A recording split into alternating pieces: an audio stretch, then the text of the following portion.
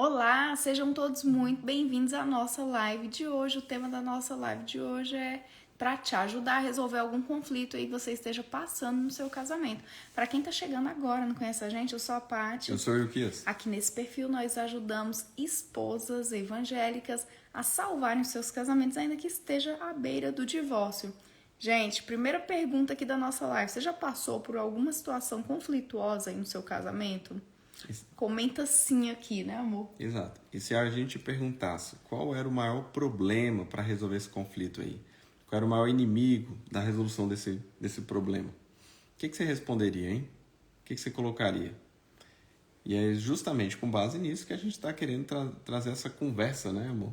Trazer esse embate aqui para a gente poder clarear um pouco as ideias, né? Poder pensar um pouco desse jeito. Porque, às vezes, quando a gente pensa no conflito ali dentro do casamento, a gente fica pensando sempre que o maior problema é o outro, né? Então, quando eu penso no conflito, eu falo, não, eu tenho certeza quem é o problema aqui em casa. Não sou eu, somos nós dois, então com certeza é a Paty. Só que no final das contas a gente acaba pensando que se o problema sempre é o outro, basta a gente resolver na cabeça do outro que está tudo resolvido. Só que esse é exatamente o pior caminho que a gente pode tomar. Pois é. Por quê? Porque eu consigo influenciar muito menos a Paty do que eu consigo me influenciar, né? Quando eu tomo determinadas decisões, eu consigo ter uma condição muito mais eficiente, muito mais efetiva em relação a isso. E é exatamente com base nisso que a gente vem aqui pensar um pouco sobre como que a gente mesmo acaba nos atrapalhando a resolver determinados conflitos dentro do casamento. Por quê? Porque quando a gente vai conversar determinados assuntos, quando a gente vem trazendo ali, pensando, como que a gente vai resolver isso aqui? Aí eu vou, apresento uma determinada ideia para a Paty, ao apresentar essa ideia para a Paty não concorda com aquela ideia. E aí, quando isso acontece, como é que a gente realmente trabalha em direção a resolver isso? Alguém poderia falar bem assim, a gente vai trabalhar a outra pessoa cedendo. Só que, por que a gente não pensa a gente mesmo cedendo, né? Porque é extremamente difícil abrir mão daquilo que a gente pensa. Sim. E o maior problema é que, como nós não estamos acostumados a lidar com os conflitos, a gente mesmo acaba trabalhando contra esse bom funcionamento do casamento.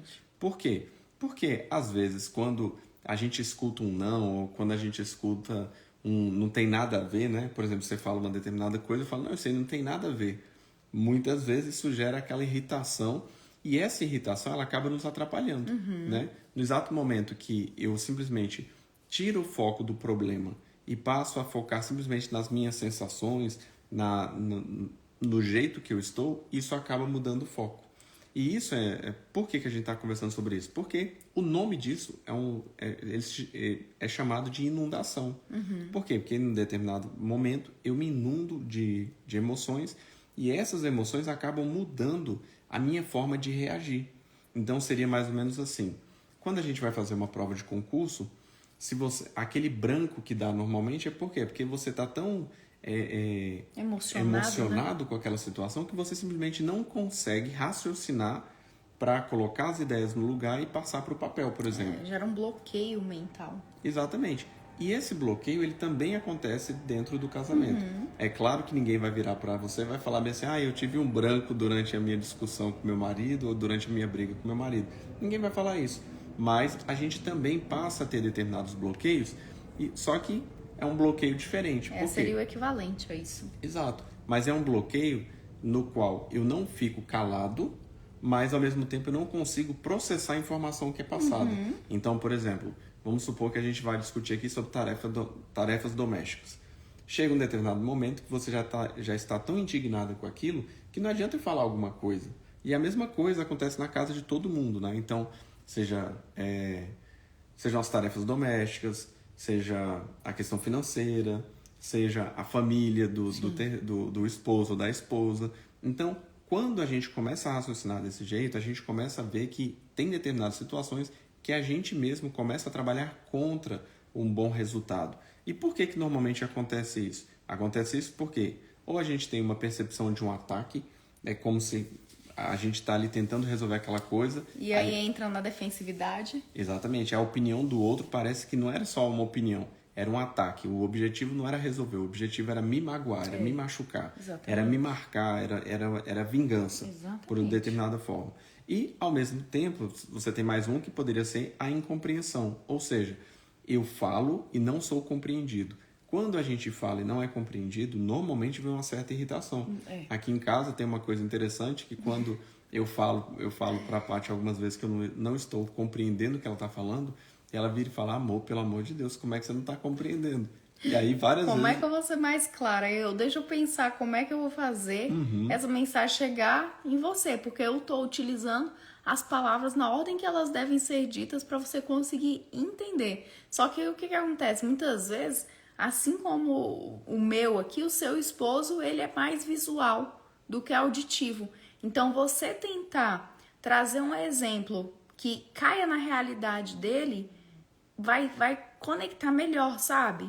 Então, muitas vezes eu quero resolver alguma coisa e aí eu sou mais visual. Então, pra mim, eu sou mais auditiva. Então, pra mim, eu olhar aquilo ali, explicar aquilo ali, eu consigo compreender, eu consigo me expressar.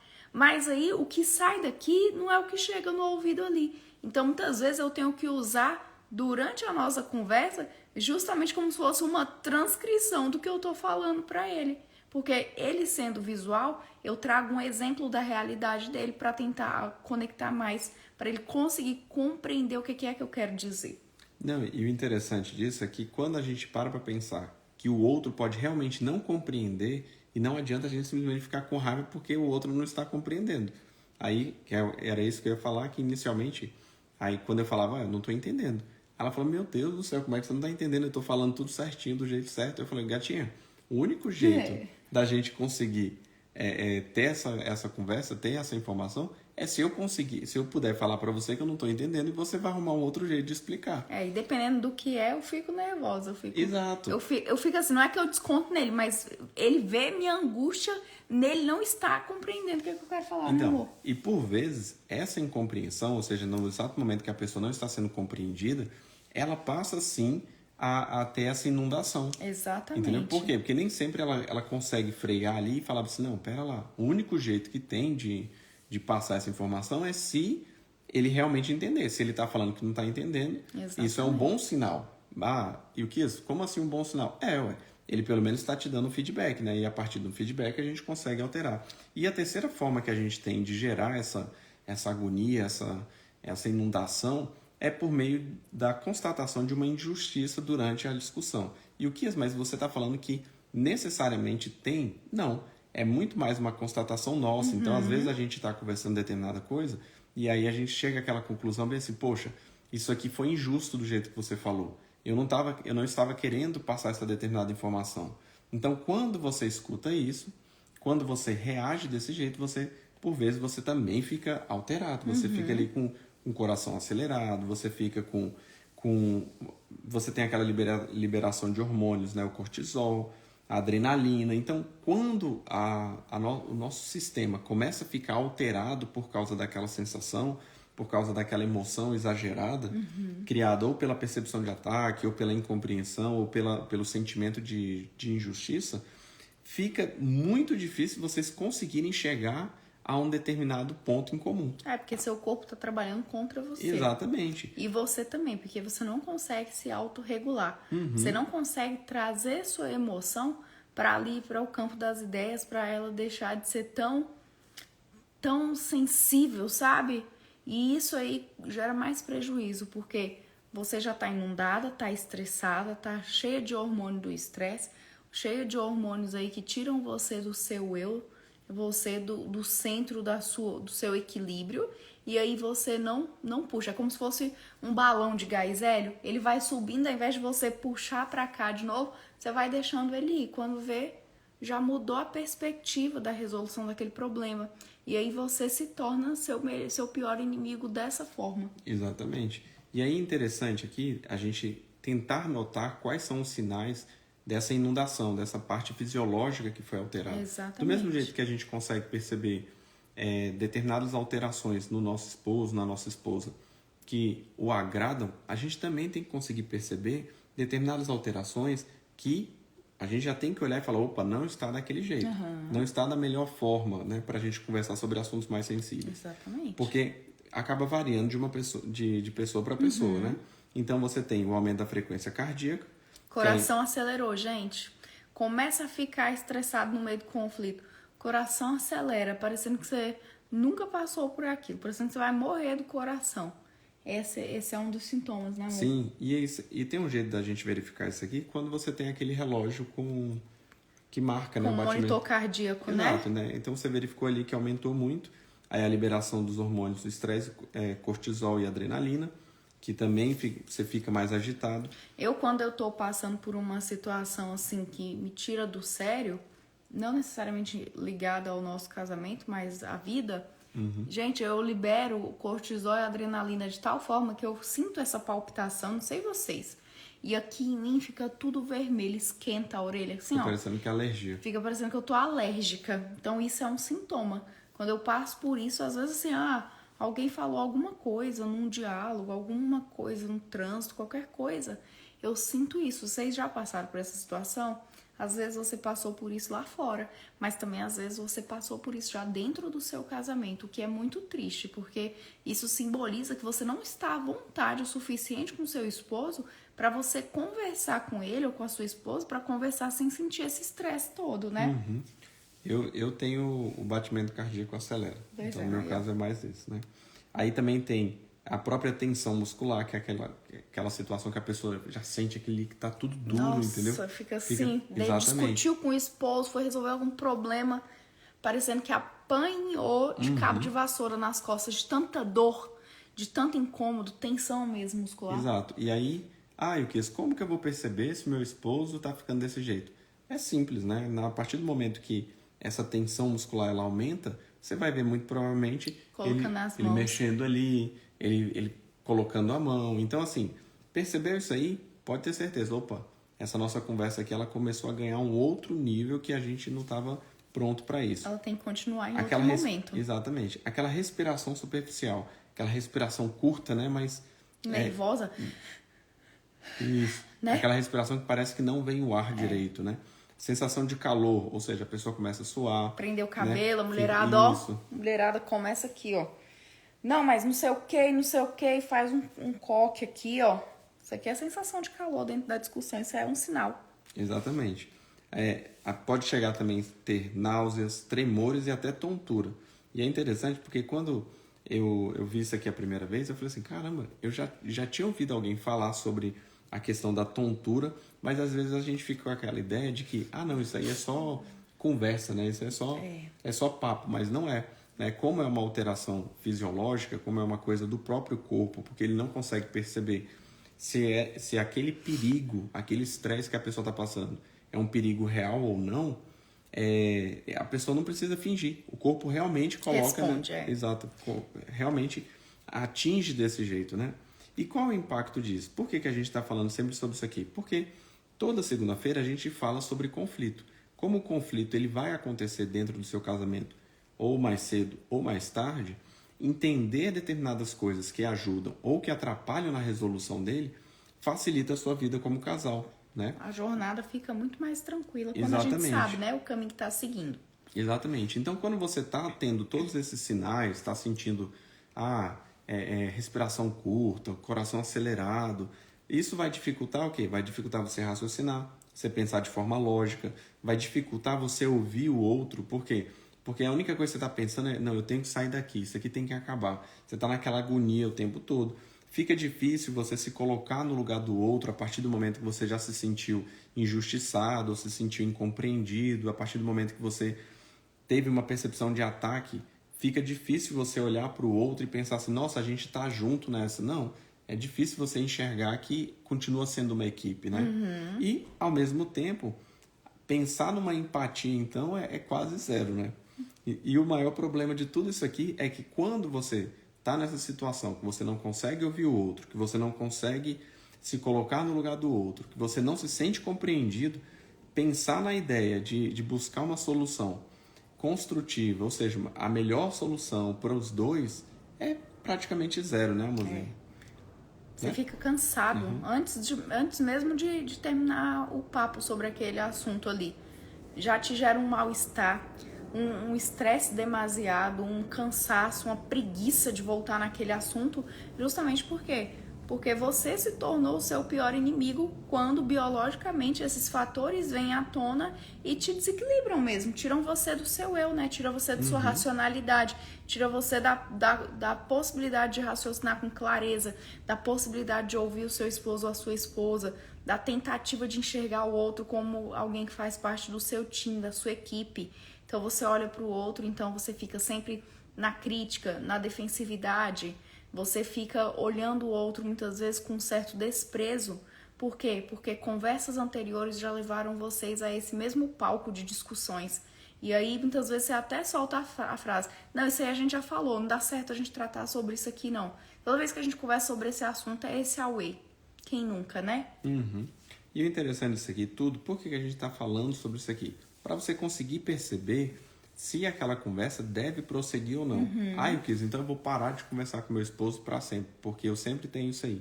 É evidente que algumas vezes alguns assuntos mexem com a gente de uma forma diferente de outros assuntos, né? Comprar pão e mudar de cidade tem pesos diferentes, né? Mas assim, quando você consegue perceber que ou seu esposo ou a sua esposa já estão alterados em relação a isso... Apresentando um desses sinais aqui, um desses fatores mesmo físicos, né, amor? Exato. O que você vai fazer? Vai fazer o que a Paty tinha falado. Você vai dar uma pequena pausa. E aí entenda que como que você vai fazer funcionar essa pausa. Não adianta você dar uma pausa, pegar um caderno e começar a anotar tudo que você vai falar. Calma lá. Você falou isso aqui, agora eu vou anotar aqui o que eu vou falar depois. Essa estratégia é em outro momento. Você não vai anotar, ou seja, você não está fazendo uma pausa para aumentar os argumentos que serão utilizados. Não é isso. Você está fazendo uma pausa simplesmente para recuperar o fôlego. Você está fazendo uma pausa para diminuir o batimento cardíaco, para diminuir aquela tensão, para você voltar para a sua mente ali para um ambiente seguro. Então, na sua cabeça, né, você estava correndo o risco de ser devorado por um determinado animal. Agora você vai fazer o quê? Opa, calma, cérebro, calma meu corpo, calma que a gente não vai ser devorado por ninguém. É por isso, né, amor, que tem muito casal que não gosta de discutir. Fala assim, não gosto de conversar não vou discutir esse assunto não. É por conta desses sinais aqui. Ele já percebeu que ele sente esse mal-estar, ou que ela sente esse mal-estar, não quer sentir novamente. Só que não sabe lidar com a emoção. E aqui a gente está ensinando vocês justamente a lidarem com essa emoção nesse momento de conflito. Exato. E interessante o que você falou é porque tem uma condição que é a condição crônica, né? Muitas vezes a gente já está tão acostumado a passar por determinados problemas dentro do casamento que o nosso corpo já antecipa aquela situação. Então, se todas as vezes que por volta ali do dia 5, né? Que é quando sai o salário, aí, dia 10, o salário acaba, então qualquer conversa por volta do dia 10 ou dia 11, que for tratar sobre algo relacionado à questão financeira, já vai gerar um incômodo, um mal-estar. Exato, aquele incômodo, eita ferro, o dinheiro acabou, e aí, o que a gente vai fazer? E aí, você acaba tendo todos esses efeitos aqui, justamente por quê? Porque já tem se repetido. Às vezes o assunto nem era para chegar a isso tudo. Só que já há uma condição crônica dessa antecipação do problema, né? Dessa antecipação do conflito. Então, quando a gente fala aqui de fazer uma determinada pausa, essa pausa ela não tem a ver com melhorar os seus argumentos. Não, ela tem a ver com voltar à normalidade. Voltando à normalidade, você vai ser capaz de ouvir novamente. Voltando à normalidade, você vai ser capaz de se colocar no lugar do outro. Voltando à normalidade, você vai conseguir enxergar o outro como equipe. Então, toda essa pausa aqui é simplesmente para, calma lá, vamos voltar ao que deveria ser. Vamos focar no problema e não nas outras coisas paralelas que vão ali arrodeando o problema e aí vão deixando a gente sem foco, vão deixando a gente sem rumo dentro da conversa. E aí a gente discute tudo, não resolve nada. Exatamente. E quando a gente pensa nessa ideia de, como que a gente vai fazer essa pausa? Essa pausa tem que ser feita sem você ficar continuando pensando naquele assunto. Ou seja, você tem que pensar em coisas que vão te deixar mais tranquilo, né? Ah, vá comer alguma coisa, vá Ouvir uma música. fazer uma oração, uma caminhada, alguma coisa que quebre aquele evento anterior, né? Não pode ser simplesmente, você não vai continuar a briga dentro da sua cabeça, você não vai continuar aquela discussão dentro da sua cabeça. O conflito, ele deve ser enfrentado a posteriori, né? Depois, mas no momento devido, né? Você não vai ficar lutando ainda contra o seu esposo ou contra a sua esposa, só que agora só mentalmente falando. Não, você vai romper isso aí. Por quê? Porque se você não faz isso aí, você não vai conseguir ter o batimento cardíaco abaixando, você não vai voltar para aquela normalidade. Ah, Ilquias, mas eu me recupero muito rápido. Isso aqui é um dos enganos, um dos grandes enganos. Pois é. A gente não se recupera tão rápido quanto a gente imagina. Então, por isso, faça uma pausa um pouco maior, mas é evidente que eu não estou falando para você fazer uma pausa de 1 ano, né? Ah, não, a gente conversou sobre aquele assunto, daqui a 1 ano a gente volta nele. Não, é evidente que não é isso, né? A ideia é você fazer uma pausa ali por volta de uns 20 minutos, 30 minutos, faça essa pausa e depois volte a conversar com seu esposo. Ah, e o terceiro ponto, não faça a pausa simplesmente falando assim, você sai do lugar e pronto. Não, fale o que está acontecendo. Olha, eu estou alterado, você está alterado, daqui um pouquinho a gente volta para continuar essa conversa. Vamos nos acalmar, porque somos nós dois contra o mundo e não um contra o outro, né? Por vezes você vai ouvir, não, mas eu não tô alterado, não tô alterada, não. Eu não tô com raiva, não. Não, tô com raiva, não. Eu tô com raiva, não. Exatamente. E tá lá, quase... A pessoa, pra falar que não tá com raiva, ela já tá brigando, né? Tá é igual brigando. a pessoa que fala assim, não, eu não tô gritando, não. E ela fala gritando, né? Pois é. Isso Exatamente. aí acontece, gente. Acontece justamente porque... Boa noite para quem tá chegando agora. Seja muito bem-vindo. A gente tá falando aqui como é que você é o seu pior inimigo dentro de uma situação de tentar resolver algum conflito com o seu cônjuge. Nós trouxemos aqui aspectos do que nós chamamos de inundação emocional, que é o que acontece com os casais quando estão ali sem conseguir resolver os seus conflitos, vão alterando a voz, vão ficando tenso, o coração acelera, né? O corpo enche de cortisol, enche de adrenalina, fica tenso, sente calor, prende o cabelo, vai falando, alterando a voz. É sobre isso que a gente está falando. Exatamente. E, por último, lembre que essa questão da inundação, ela não é normal para todo mundo, né? Tipo, ela não acontece... com 10 minutos, 5 minutos, não. Acaba variando de pessoa para pessoa. Então, às vezes, para a Paty ficar inundada com determinada coisa, com determinado assunto, acontece muito antes do que acontece comigo. E vice-versa. Então, a régua de cada um é de cada um. Exatamente. A gente não tem um assunto que é aquele assunto perfeito para os dois, né? Ah, não, esse assunto aqui...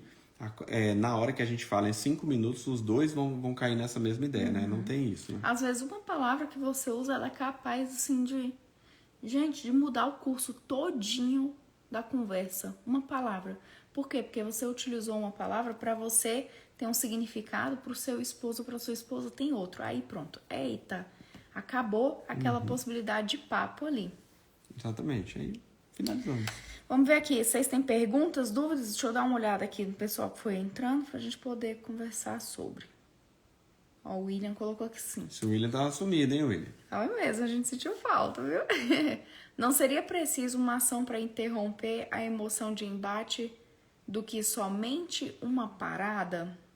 Então, quando a gente fala aqui da parada, a gente não tá nem falando da mudança da emoção, não. Porque muito provavelmente, mesmo depois dessa parada, pode ser que a pessoa ainda volte chateada, irritada, né? A gente não está nem falando da mudança da emoção, a gente está falando simplesmente a retomada do fôlego, né? Na impossibilidade de se manter um bom conflito, por assim dizer. E o que é isso? Como assim? A gente já falou aqui várias vezes que existe uma diferença para a gente entre um conflito, uma discussão e uma briga. Então, a briga, basicamente... é o conflito quando ele é resolvido de forma desrespeitosa. Quando ele já escalou. Exatamente. Então, quando a gente fala para fazer a pausa, é porque como a pessoa não está ouvindo e como o outro, muitas vezes, vai se sentir atingido, a gente fala isso por quê? Porque quando você faz a pausa, você pelo menos freia essa parte fisiológica e ao frear essa parte fisiológica, você tem uma maior capacidade de ouvir e de falar e de se comunicar, tendo a capacidade de escolher melhor as palavras. A gente nem alterou a emoção ainda. Por quê? Porque isso aí vai ficar para um outro momento. Mas a pausa ela vai servir justamente para quê? Para que a gente consiga, dentro da ideia conflituosa, conseguir tratar isso de forma urbana, né? Foi ótimo. Urbanidade, né? Ficou claro? Tava viajando, né? Que beleza. Muito bom. Some não. Deixa eu ver aqui se ficou mais algum comentário para trás. Não, hoje nós não tivemos. Gente, o nosso assunto hoje foi sobre isso aqui, tá? Assista aí todos os dias. Agora a gente, acho que você não tinha visto, William, mas nós estamos lá no perfil com temas fixados da semana e dentro desses temas a gente traz ali um assunto específico. Então, hoje é conflito. Amanhã, terça-feira, amor ou sexo, né? E sexo.